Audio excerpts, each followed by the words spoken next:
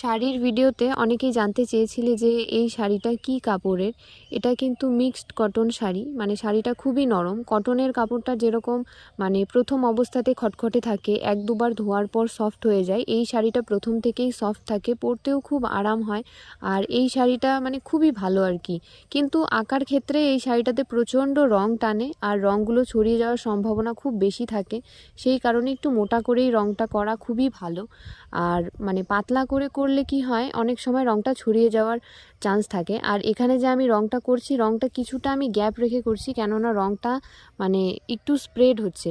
আর কাপড়টা খুবই নরম, সেই কারণেই স্প্রেড হচ্ছে। নর্মাল যে আমরা কটনে করি, কটনে কিন্তু সেরকম স্প্রেড হয় না, তবে মাঝে মধ্যে হয়।